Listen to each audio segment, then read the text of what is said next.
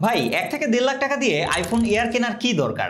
এই similar experience আপনাকে techno দিচ্ছে তাদের মাত্র 20,000 টাকার আশেপাশের একটা স্মার্টফোনে, যার মডেলটা হচ্ছে টেকনো পোভা স্লিম। অবিশ্বাস্যকর ব্যাপার হচ্ছে রিসেন্টলি লঞ্চ হওয়া তাদের এই স্মার্টফোনটার থিকনেস এই বাজেটে ওয়ান অফ দ্য বেস্ট, যেটা হচ্ছে 5.9 মিলিমিটার। এবং এছাড়াও আরো অনেক ইন্টারেস্টিং ফ্যাক্ট রয়েছে এই স্মার্টফোনটাতে, সো ডেফিনেটলি ভিডিও শেষ পর্যন্ত সাথেই থাকবেন এবং এই ইন্টারেস্টিং ভিডিওটার জন্য হলেও চ্যানেলটা একটা সাবস্ক্রাইব করবেন, ভিডিওতে লাইক করবেন এবং আপনার মনের মতামত কমেন্টে জানাবেন। সো বেশি কথা বলবো না, চলুন শুরু করা যাক। প্রথমত বলে রাখা ভালো, এই স্মার্টফোনটার প্রাইস এই মুহূর্তে ইন্ডিয়ান রুপিতে অলমোস্ট 20,000 রুপির আশেপাশে।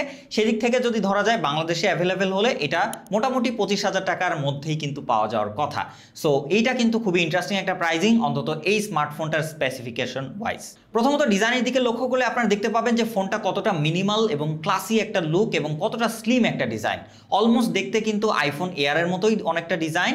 তার পাশাপাশি এইটার থিকনেস কিন্তু মাত্র 5.9 মিলিমিটার এবং এটার ওজনও কিন্তু মাত্র 157 গ্রাম। সো খুবই হালকা পাতলা একটা স্মার্টফোন, আপনি হাতে ধরলে একদম মনেই হবে না যে কোনো একটা স্মার্টফোন ধরে আছেন। এছাড়াও এর ফুল বডিটা পলিকার্বনেট প্লাস্টিক দিয়ে বানানো এবং তার পাশাপাশি IP64 এর কিন্তু ওয়াটার এবং ডাস্ট রেসিস্ট্যান্ট সার্টিফাইড থাকছে।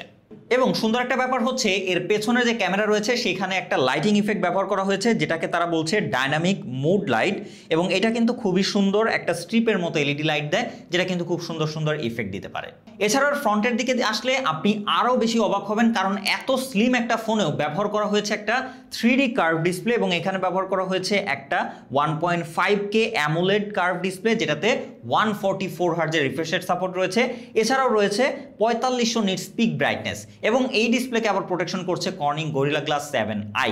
মানে সবকিছু মিলে আপনি বুঝতেই পারছেন যে এই বাজেটের এরকম স্লিমেস্ট একটা স্মার্টফোনে এত কোয়ালিটিফুল একটা ডিসপ্লে দেওয়া হয়েছে এবং এটার রেজুলেশন বলেন বা ডিসপ্লের কোয়ালিটি বলেন, সব দিক থেকেই কিন্তু বাজেটে একটা বেস্ট কোয়ালিটির এক্সপিরিয়েন্স পাবেন। বেজেলগুলো কিন্তু খুবই স্লিম, যার জন্য কন্টেন্ট ওয়াচিং এক্সপিরিয়েন্স কিন্তু দুর্দান্ত লেভেলের পাবেন। এছাড়াও রয়েছে 240 হার্টজের টাচ স্যাম্পলিং রেট, যা কিন্তু আপনার ইউজার এক্সপিরিয়েন্স এবং স্মুথনেসকে আরও অনেক গুণে বাড়িয়ে দিবে। এছাড়াও ফোনটিতে ব্যবহার করা হয়েছে একটা single speaker, out of the box Android 15 পাবেন এবং 1 বছরের মেজর ওএস আপডেট পাবেন।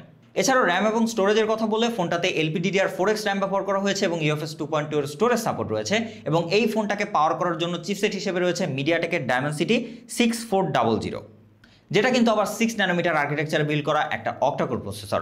ওভারঅল বাজেট চিন্তা করলে এটার প্রসেসরও কিন্তু যথেষ্ট ভালো আমার কাছে মনে হয়েছে। এটা দিয়ে আপনারা মোটামুটি রেগুলার লাইফের হেভি টাস্কিং থেকে শুরু করে টুকটাক লাইট ওয়েট গেমগুলো কিন্তু ইজিলি প্লে করতে পারবেন 60 FPS এ। ফোনটার ক্যামেরা সেগমেন্ট অনেক বেশি এক্সাইটিং না হলেও এটা কিন্তু আপনাকে মোটামুটি স্ট্যান্ডার্ড একটা এক্সপিরিয়েন্স দিবে।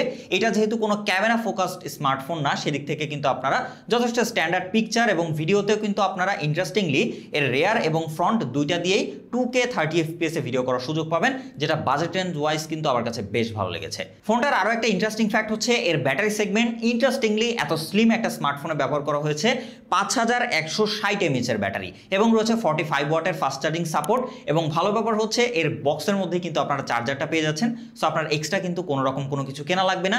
এবং এর বক্সের মধ্যে কিন্তু আপনারা প্রোটেক্টর গ্লাসও পাবেন, একটা কেসও পাবেন, মানে সব কিছুই দিয়ে দিচ্ছে, তাও আবার আপনার বাজেটের মধ্যেই। সেদিক থেকে বলতে গেলে অলমোস্ট 1 ঘন্টার মধ্যে ফোনটা ফুল চার্জ হয়ে গেলে ইজিলি আপনাকে দিন পার করার মতো একটা ব্যাকআপ দিয়ে থাকবে। সবকিছু মিলিয়ে কন্টেন্ট ওয়াচিং এক্সপিরিয়েন্স কিন্তু আপনি বেশ ভালো পাবেন এবং যারা রেগুলার লাইফে অনেক বেশি ব্রাউজিং করেন, কন্টেন্ট ওয়াচিং করেন, মিডিয়া এনজয় করেন, তাদের জন্য কিন্তু এর ব্যাটারি ব্যাকআপ এবং চার্জিং স্পিড যথেষ্ট আমার কাছে ভালো মনে হয়েছে। সো এইটা আসলে ওই সেগমেন্টের ইউজারদেরকে টার্গেট করেই বানানো হয়েছে, যার জন্য এই সেগমেন্টটাতে তারা ভালো ভালো স্পেসিফিকেশন ব্যবহার করেছে। ফাইনালি ফোনটা কিন্তু 5G একটা স্মার্টফোন। সো আমাদের দেশে যেহেতু অলরেডি আমরা 5G পাওয়া শুরু করে দিয়েছি, সো আমাদের জন্য এটা কিন্তু একদম ফিউচারিস্টিক এবং বাজেটের মধ্যে দারুণ একটা স্মার্টফোন হতে পারে। বাকিটা ফোনটা যখন বাংলাদেশে অ্যাভেলেবেল হবে তখন কিন্তু আমরা হাতে পেলে ইনডেপথ একটা রিভিউ আপনাদের সাথে আলোচনা করব। অ্যান্ড আশা করি এই ফোনটা নিয়ে আপনারাও খুব ইন্টারেস্টিং ফিল করবেন, কারণ এই বাজেট ওয়াইজ আসলে এই ফোনটা যা যা স্পেক দিচ্ছে, যা ডিজাইন দিচ্ছে, সেটা কিন্তু ডেফিনেটলি অ্যাপ্রিসিয়েট করার মতো। বাকি ডিসিশন আমরা যখন হাতে পাবো তখন আপনাদের সাথে আরও ইনডেপথ আলোচনা হবে। আশা করছি খুব তাড়াতাড়ি বাংলাদেশের মার্কেটে অ্যাভেলেবেল হয়ে যাবে আনঅফিসিয়ালি, হয়তো অফিসিয়ালিও আসতে পারে, দেখা যাক কি হয়। সেই পর্যন্ত অবশ্যই চ্যানেলটা সাবস্ক্রাইব করে আমাদের সাথেই থাকবেন। ভালো লাগলে লাইক করবেন, মনের মতামত কমেন্টে জানাবেন। দেখা হবে নেক্সট কোনো ভিডিওতে। সেই পর্যন্ত খোদা হাফেজ।